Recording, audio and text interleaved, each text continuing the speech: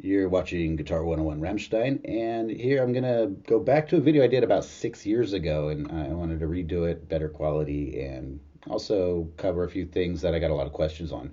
This is a video on how to learn your fretboard, how to learn where this note, what note is what on the fretboard. And this is not just for guitar. This will work on any stringed instrument with frets, more or less. So it could work on a bass, it could work on a ukulele, a banjo, a mandolin. It won't work so well on something like the saws because we that's not using the 12 note system we use in Western music. There's 15 notes in that, so it won't work on that. But everything else.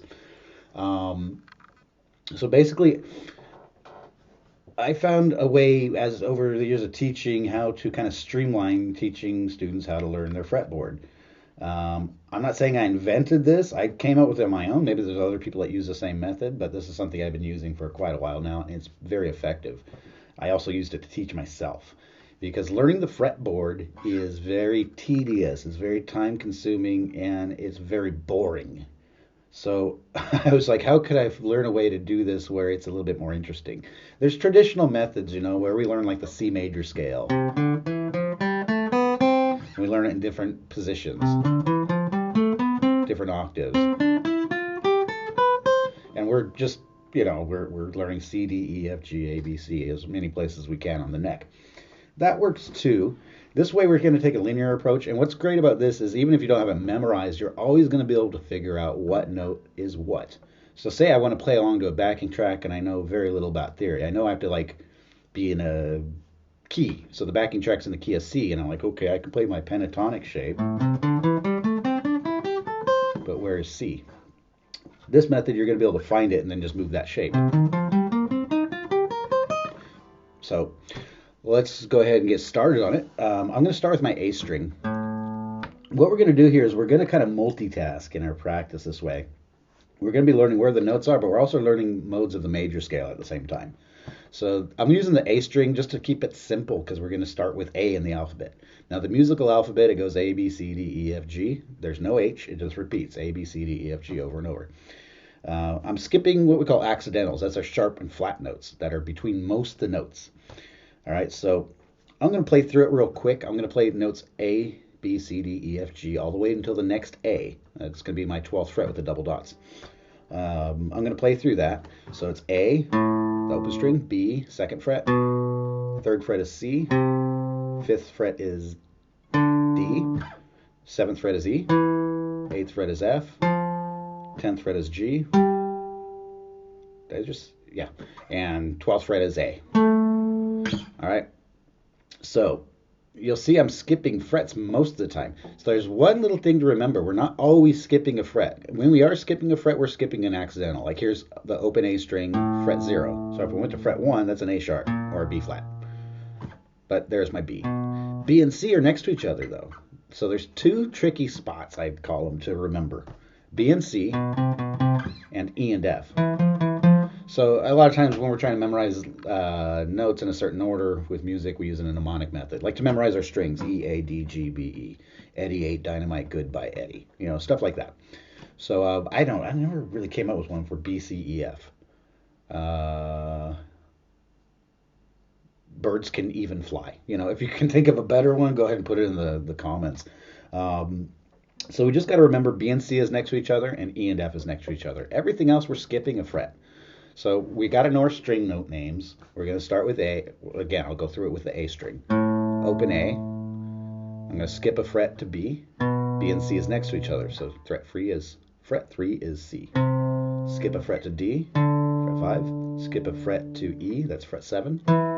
E and F is next door to each other, 7 to 8. 8th fret is F. Skip a fret to fret 10, that's G. And skip a fret to fret 12, that's E. And A. And then you might be saying, okay, what about the other frets? It's just going to repeat from there. So A, B, C, D, E, F, and then unless you have 24 frets, you'll go through it one more time. Okay, so that's the A string. I'd recommend starting with that. And when we're playing this, we're playing the A minor natural scale. So play it forwards, play it backwards. Say the notes as you play it, especially backwards. It's really easy to say the alphabet forwards without thinking about it. When we say it backwards, I don't know. For me personally, I can't say the alphabet backwards. It's difficult. I have to really think about, okay, that's actually a G. That's actually a F, you know. So you put more thought into it. Um, then from there, you can also just try to make an exercise out of it. You can play any of those notes in any order. They're always going to work together because we're playing in key. So, you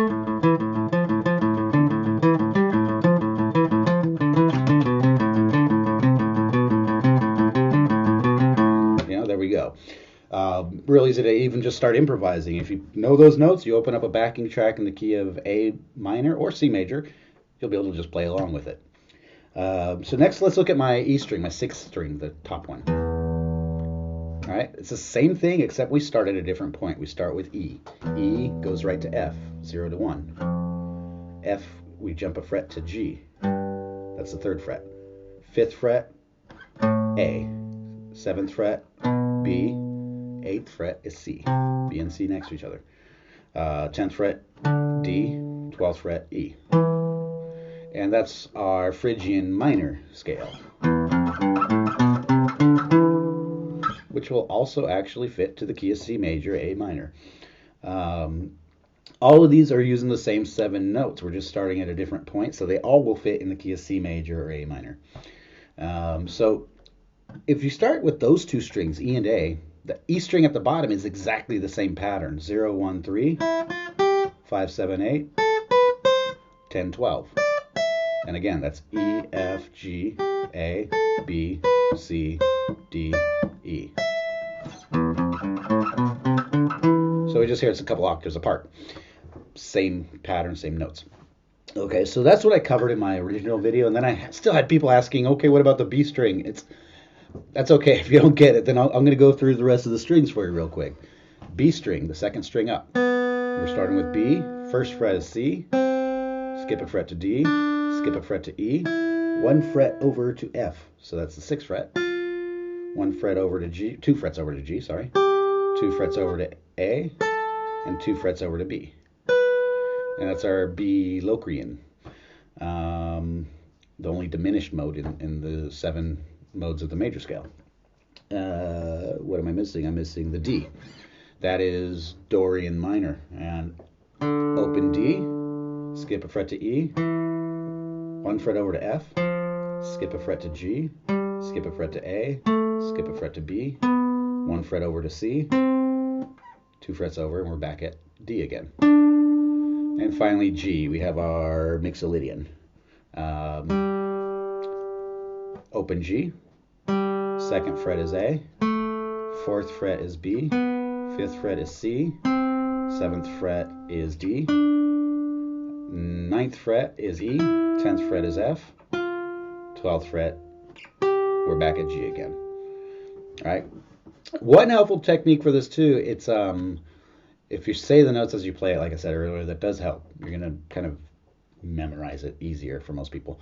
But also, another trick is to sing the notes as you play it. You know, if it's a really high note, you sing a lower octave, obviously. Don't worry about your singing voice, or if you're even interested in singing, it doesn't matter. By doing this, you're going to improve your sense of pitch. You will improve it. And if you're interested in singing, I mean, if you hear anyone practice vocal lessons, they're playing scales.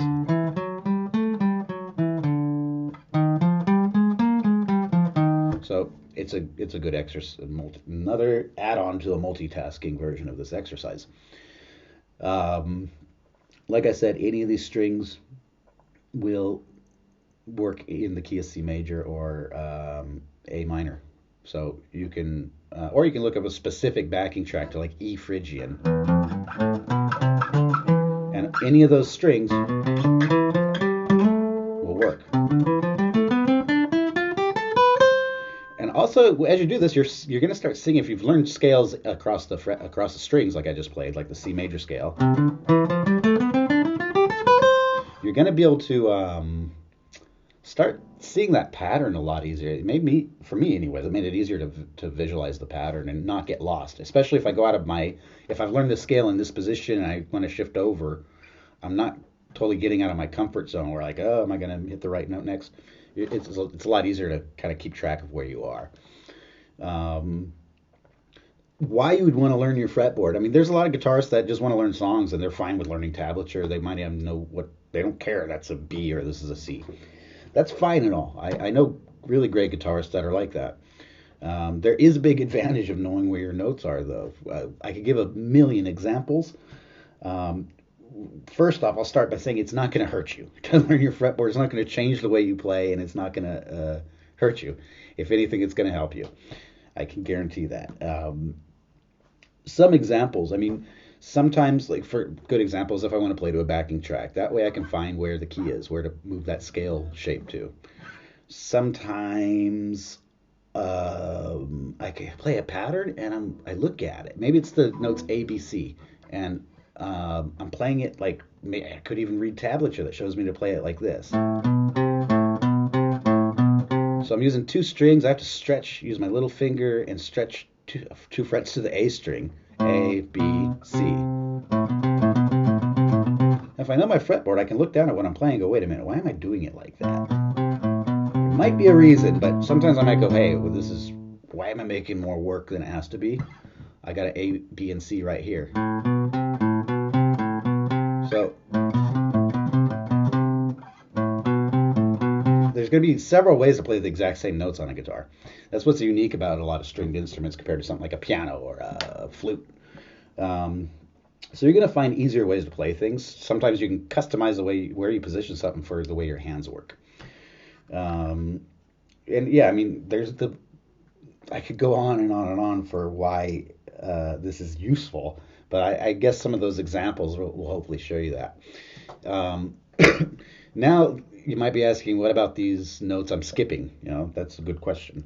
Those are accidentals, like I said, are sharp or flat notes. If we look at a piano, what I'm playing is only white keys on the piano right now. The black keys are our accidentals, sharp or flat. That's really easy. We don't have to do all that work to memorize them because all you got to know is one simple rule. Think of it this way. Sharp, we add a fret. Flat, we subtract a fret. So if I know, for example, this is a D, my fifth fret of the A string. If I want to make a D sharp, I move up a fret. So I go from fret 5 to fret 6. There is D sharp. If I want to make a D flat, I subtract a fret to the 4th fret. There's D flat. One other thing, a lot of you, I hope, know this, but when I was a little kid learning this stuff, that's what really confused me. I had a teacher that just did not explain this, so it didn't make any sense. It took me a while to wrap my head around it. Those accidentals, the sharps and flats, all of them have two possible names, all right? So you'll see, like here's my C, my 3rd fret of the A string. Here's C sharp, here's D. If I'm going backwards, D, D flat, C. So that note has two names, C sharp or D flat. There are times and cases when it should be called one and not the other. It gets pretty technical in some cases. For example, in a diatonic scale, we shouldn't repeat the same letter twice. So if it goes like C, C sharp, that's technically incorrect. It should be C, D flat, for example. Really, it's kind of a finicky little thing, I always thought. It's like if you say C sharp when it technically should be called D flat, anyone should know still what note you're talking about. So it's not a huge deal. I wouldn't worry about it. This is not a concrete written law, but just a way to kind of simplify things when you're starting out. Think of going forwards in the alphabet using sharps. A sharp, B, C. Remember, B and C doesn't have a accidental in between. C sharp, D, D sharp, etc. Flats going backwards. So G, G flat, etc. I'm just going to go forwards with sharps, backwards with flats. And I think the last time I did this, I also did a second part where I'm showing some exercises using this. So I'll continue that in a second part. I wanted to keep this one really just focused on how to start learning your fretboard a streamlined way, but also real easy way just to remember that simple rule, E and F, B and C, or B and C, E and F, however you want to look at it. Remember those are right next to each other, what we call half step away, 1 fret away. Whole step is everything else. So even if you don't have it memorized, you're like, oh, where is the G on my E string? I can go, okay, E, F, G. Found it. All right, thanks for watching. Please feel free to hit the like button, subscribe if you want to keep updated on all the videos I'll be doing in the very near future. And feel free to leave a comment. I try to answer as many as I can when I can, but I'll do my best. Thanks again, and that's it for this one.